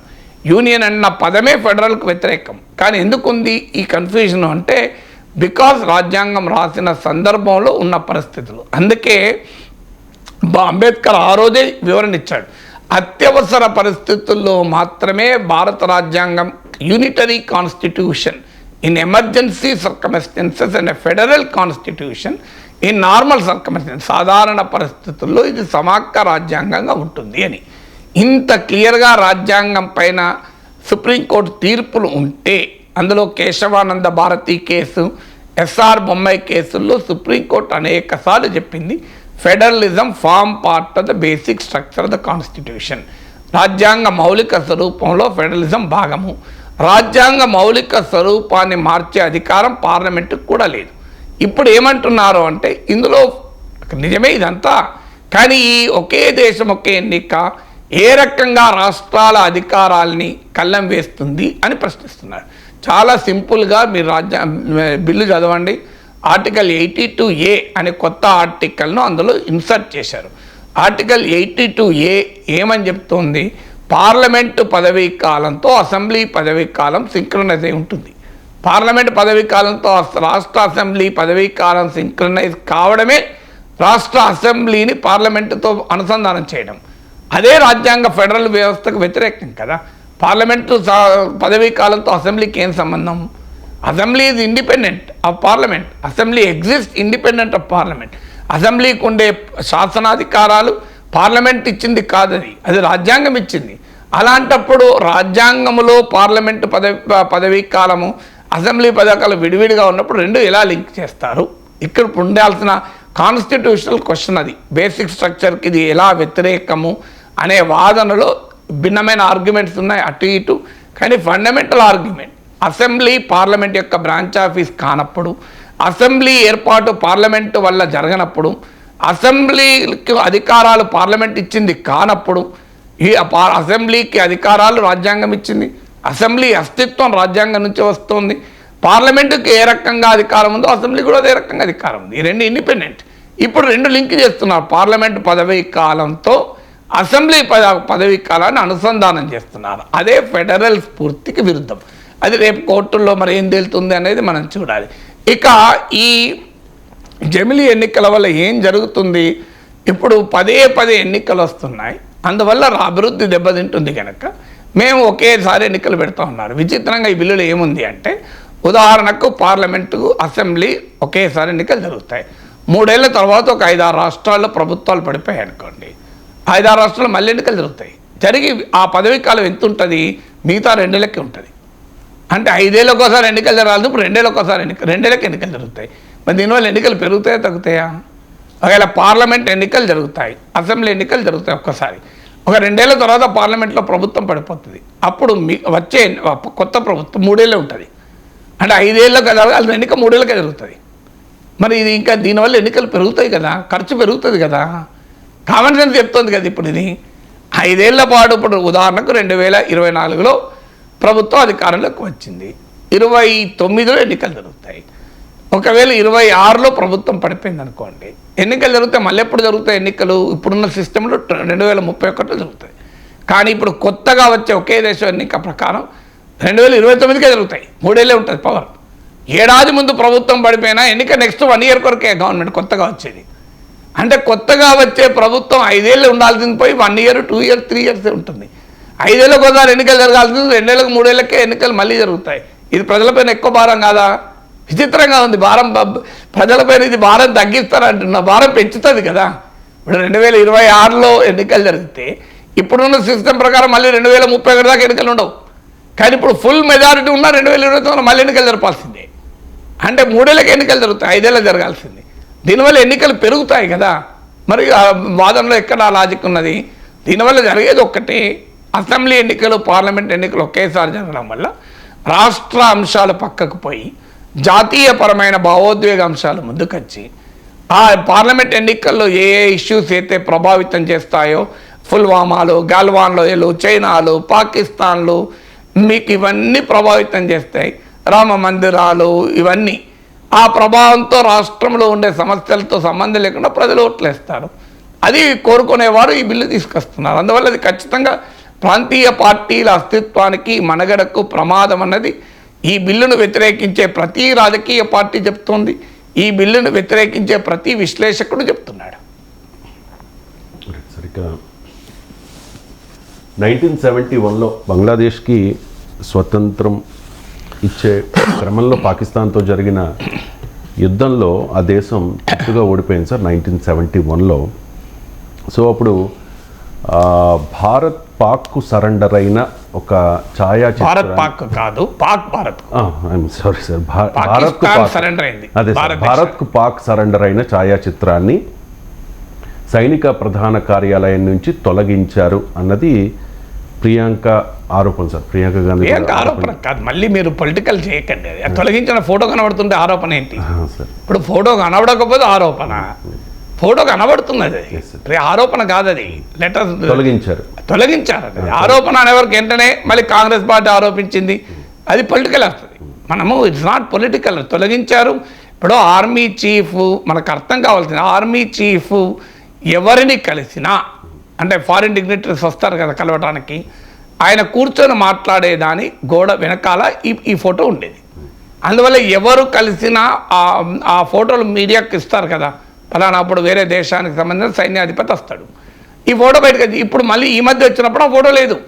అందువల్ల ఇది ప్రియాంక ఆరోపణ కాదు, సీక్రెట్గా జరిగింది కాదు, ఇది ఓపెన్. ఆ ఫోటోలో లేదు కదా, ఫోటో లేదు అంటే ఎందుకు మిస్ చేసి ఉండొచ్చు? ఇప్పుడు మిస్ చేయడం కాదు, తొలగించారు. అదే ఇప్పుడు చాలా ఆవేదన కలిగించేది. మనకు అర్థం కావాల్సింది ఈ ఫోటో ప్రాధాన్యత. ఈ ఫోటో ఏంటంటే 1971 డిసెంబర్ 16. విచిత్రం ఏంటంటే ఏ రోజైతే విజయోత్సవాలు జరుపుకోవాల్సిన ఆ సమయంలో తొలగించారు. సరిగ్గా బంగ్లాదేశ్లో తొలగించారు, ఇక్కడ తొలగించారు. విచిత్రం ఏంటంటే అది ఇంకా విచిత్రం. మీరు బంగ్లాదేశ్లో అక్కడ విక్టరీ డే అని జరిగింది డిసెంబర్ 16. మహమ్మద్ యూనస్ బంగ్లాదేశ్ నాయకుడు తన ఉపన్యాసంలో కనీసం భారత సైన్యాలకు పాకిస్తాన్ లొంగిపోయిన అంశాన్ని ప్రస్తావించలేదు. షేక్ ముజిబుర్ రెహమాన్ స్వాతంత్రోద్యమానికి నాయకత్వం వహించిన బంగబంధు పేరు కూడా ప్రస్తావించలేదు. ఇక్కడ అదే సమయంలో ఆర్మీ చీఫ్ ఆఫీస్ నుంచి దాన్ని తొలగించారు. అసలు ఏంటి విచిత్రము? భారత ప్రభుత్వము బంగ్లాదేశ్ ప్రభుత్వం ఒకే రకంగా ఎందుకు వ్యవహరిస్తోంది? ఈ ప్రశ్నకు ఆన్సర్ ఉండాలి కదా. అయితే డిసెంబర్ 16 రోజు నరేంద్ర మోడీ ట్వీట్ చేశాడు భారత సైనికుల త్యాగాలను ప్రశంసిస్తూ. దానిపైన బంగ్లాదేశ్ మంత్రులు నెగటివ్గా రియాక్ట్ అయ్యారు. ఒకవైపు ఏమో నరేంద్ర మోడీయే ఆ త్యాగాలను కొనియాడుతూ డిసెంబర్ 16న ట్వీట్ చేస్తారు. అదే సమయంలో ఆ త్యాగాలకు ప్రతీకగా ఉన్న ఫోటోను ఆర్మీ చీఫ్ కార్యాలయం నుంచి తొలగిస్తారు. ఏంటి ఈ ఫోటో? దేనికి సింబల్ ఈ ఫోటో? ఆ సింబల్ ఏంటి అర్థం కావాలంటే మనకు ఆ రోజు ప్రాధాన్యత అర్థం కావాలి. డిసెంబర్ 16, 1971 పాకిస్తాన్కు చెందిన 93,000 సైనికులు ఆయుధాలు వదిలేసి భారత సైన్యంకి లొంగిపోయారు. ఎంత గొప్ప విజయం అది మనకు! బహుశా 1000 ఏళ్ల భారతదేశ చరిత్రలో అంతటి అద్భుతమైన విజయం భారతదేశానికి ఏనాడు లభించలేదు. మీకు అంతకుముందు జరిగిన వార్స్లో ఎక్కడా కూడా మనకి విక్టరీ లేదు. ఇది కాంప్రిహెన్సివ్ విక్టరీ 1971లో జరిగిన. దానికి పూర్వరంగం ఏంటి? 1947లో దేశం విడిపోయినప్పుడు పాకిస్తాన్ 2 భాగాలుగా ఉండే. తూర్పు పాకిస్తాన్గా ఇప్పుడున్న బంగ్లాదేశ్, పశ్చిమ పాకిస్తాన్ వెస్ట్ పాకిస్తాన్గా ఇప్పుడున్న పాకిస్తాన్. భాష సంస్కృతిలో తేడా. పాకిస్తాన్లో ఉర్దూ, బంగ్లా వెస్ట్ ఈస్ట్ పాకిస్తాన్లో బెంగాలీ. సో బెంగాలీ జాతీయవాదాన్ని అటాక్ చేస్తూ పాకిస్తాన్ పెద్ద ఎత్తున మానవ హక్కులను ఉల్లంఘిస్తూ వచ్చింది. దాంతో బంగ్లాదేశ్ విమోచన కొరకు ముక్తివాహిని పేరిట బంగబంధు షేక్ ముజిబుర్ రెహమాన్ నాయకత్వంలో పెద్ద పోరాటం జరిగింది. 30 లక్షల మంది బంగ్లాదేశీ పౌరులు చనిపోయారు. బంగ్లాదేశ్ కవులు, కళాకారులు, రచయితలు, పౌర హక్కుల నేతలు, రాజకీయ నాయకులు మరణించారు. 30 లక్షలు ఆ రోజుల్లో. 1971 అంటే మీరు చూడండి, వేలాది మంది మహిళలపైన అత్యాచారాలు జరిపారు పాకిస్తాన్ ఉన్మాదులు, రజాకర్లు అని చెప్పి షేక్ హసీనా మాట్లాడింది చూడండి. సో ఆ పాకిస్తాన్ ఉన్మాదానికి లక్షలాది మంది మరణించి హ్యూమన్ జెనోసైడ్, మానవ మారణ హోమం జరుగుతుంటే భారత ప్రభుత్వం స్పందించి భారత దేశం ముందు ముక్తివాహిని సైనికులకు శిక్షణ ఇచ్చింది. అయినా కూడా పాకిస్తాన్ అకృత్యాలు ఆగక అతి దుర్మార్గమైన మానవ నాగరికత సిగ్గుతో తలవంచుకునే రీతిలో మారణహోమం పాకిస్తాన్ ప్రభుత్వము తమ దేశ ప్రజలపైనే సాగిస్తుంటే అప్పుడు ఇండియన్ గవర్నమెంట్ ఆదేశించింది. మన ఆర్మీ, మన నేవీ, మన ఎయిర్ ఫోర్స్ రంగంలో దిగి ముక్తి వాహినితో కలిసి మనం పోరాటం చేశాం. ఆ పోరాటంలో పాకిస్తాన్ పైన సమగ్రమైన, సంపూర్ణమైన, శాశ్వతమైన విజయాన్ని భారత సైన్యాలు సాధించాయి. It is a complete victory, it is a comprehensive victory. ఆ సమయంలో 93,000 సైనికులు లొంగిపోయారు. అంటే చరిత్రలో మీరు ఎక్కడ ఇది గమనించండి, ప్రపంచ ఆధునిక చరిత్రలో కూడా ఒక శత్రు సైన్యము ఈ స్థాయిలో లొంగిపోవడం ఎక్కడా ఉండదు. అంత అద్భుతమైన విజయాన్ని భారతదేశం సాధించిన ఘట్టం అది. దాన్ని అప్పుడు ఫోటో ఆ రోజుల్లో యునైటెడ్ నేషన్స్లో కూడా భారత్కు వ్యతిరేకంగా తీర్మానాలు వచ్చాయి. అయినా లెక్క చేయకుండా భారతదేశం ఈ మానవ మారణహోమం ఆగాల్సిందే అంటూ బంగ్లాదేశ్ విమోచనకు అండగా నిలిచింది. ఆ సరెండర్, ఇన్స్ట్రుమెంట్ ఆఫ్ సరెండర్ అంటే పాకిస్తాన్ సైన్యాలకు నాయకత్వం వహిస్తున్న లెఫ్టినెంట్ జనరల్, మన భారత సైన్యాలకు ఈస్టర్న్ కమాండ్కు నాయకత్వం వహిస్తున్న మన సైన్యాధిపతి ముందు మేము లొంగిపోతున్నాం, శరణు వేడుతున్నాం భారత సైన్యమా అని పాకిస్తాన్ సైన్యము శరణు వేడిన ఫోటో అది. ఆ ఫోటోను తొలగిస్తే దేశభక్తి కలిగిన ఏ భారతీయుడైనా గుండె కోసుకోదా అండి? అన్యాయం కదా ఇది. మరి ఎందుకు తొలగిస్తున్నారు? ఈ ఘట్టాన్ని బంగ్లాదేశ్లో తొలగిస్తున్నారు, ఇది కనబడకుండా. ఎందుకు? బంగ్లాదేశ్లో ఉన్న ఇప్పుడున్న ప్రభుత్వంలో ఉన్న బంగ్లా నేషనలిస్ట్ పార్టీ, జమాత్ ఇస్లామీ బంగ్లాదేశ్ లాంటి మూకలు ఇవి పాకిస్తాన్ అనుకూలం. ఆ రోజుల్లో కూడా 30% మంది బంగ్లాదేశ్ ప్రజలు మేము విడిపోవద్దు, పాకిస్తాన్తో ఉండాలని కోరుకున్నారు.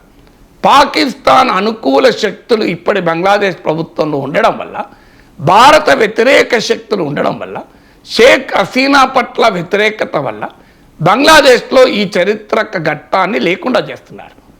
కానీ భారతదేశం ఎందుకు లేకుండా చేయాలి? ఈ ఫోటో తీసేసినందుకు ఎవడు ఆనందపడతాడు? పాకిస్తాన్ ఆనందపడుతుంది. అంతకన్నా పాకిస్తాన్కి ఇంకెంత సంతోషకరం ఉంటుంది. ఎందుకంటే ఈ ఫోటోకు ఇంకో ప్రత్యేకత ఉంది.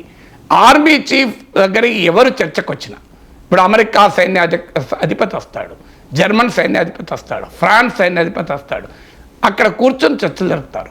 దాని బ్యాక్డ్రాప్లో పాకిస్తాన్ ఆర్మీ స్వచ్ఛందంగా 93,000 మంది చేతులు జోడించి శరణు చూస్తున్నాం భారతదేశమా, మేము మీతో పోరాడలేము, మీ ముందు ఓడిపోతున్నాం అని చెప్పి తలలు వంచి, శిరస్సు వంచి శరణు చూస్తుంటే ఆ ఫోటో భారతదేశ సైన్య పోరాట పటిమకు, భారతదేశ సమరశీలతకు నిదర్శనంగా ప్రపంచం చూస్తుంటే భారతీయులుగా మనకి ఎంత గర్వకారణం అండి ఆ ఫోటో కదా. ఆలోచించండి. ఇప్పుడు అమెరికన్ ఆర్మీ చీఫ్ వస్తాడు, ఇండియన్ ఆర్మీ చీఫ్తో మాట్లాడుతుంటే వెనకాల ఆ ఫోటో ఉంటుంది. అమెరికా మీడియాలో కూడా ఆ ఫోటో పబ్లిష్ అవుతుంది. ఆ ఫోటో ఏందని ఒక అమెరికన్ చూసినప్పుడు ఇది పాకిస్తాన్ అనే ఒక పనికిమాలిన దేశం భారతదేశానికి లొంగిపోయిన సందర్భం అంటే భారతదేశానికి ఎంత గర్వకారణమని. ఇప్పుడు అది తీసేసి నువ్వు మహాభారత సింబల్ పెట్టాను, నువ్వు ఏదైనా పెట్టండి, పెట్టిన దానికి నాకే అభ్యంతరం లేదు. మహాభారతం, భగవద్గీత భారతీయులకు స్ఫూర్తిదాయక, నాకే అభ్యంతరం లేదు. ఏది పెట్టాలన్నది కాదు నేను క్వశ్చన్ చేసేది. అది ఇంకో చోట పెట్టండి. మేము చాణక్యుని పెట్టాము, చాణక్యుని ఇంకో చోట పెట్టండి. మీకు నరేంద్ర మోడీ ఆర్మీకి పిలిపించాడు. మన మైథాలజీ నుంచి, మన స్క్రిప్చర్స్ నుంచి వ్యూహాత్మక నైపుణ్యాన్ని నేర్చుకోండి అని. అంటే ద్రోణాచార్యుని పద్మవ్యూహం నుంచి ప్రస్తుత సైన్యం నేర్చుకోవాలి అని ప్రధానమంత్రి పిలిపించాడు. నాకే అభ్యంతరం లేదు, నేర్చుకోనియండి. ఆధునిక యుద్ధము, ద్రోణాచార్యుని పద్మవ్యూహాల మధ్య ఏదైనా సంబంధం ఉంటే ఖచ్చితంగా నేర్చుకుందాం, అది మన మహాభారతం. కానీ అది వేరే కన్నా పెట్టచ్చు కదా, ఈ ఫోటో తీయాలని అవసరం లేదు కదా, నా పాయింట్ అది. అది ఇంకొక కన్నా పెట్టండి. ఆర్మీ ప్రధాన కార్యాలయంలో గోడలే లేవా, పెయింటింగ్లు పెట్టుకునే ప్లేసే లేదా? దీనికి ఉన్న సిగ్నిఫికెన్స్ వేరు.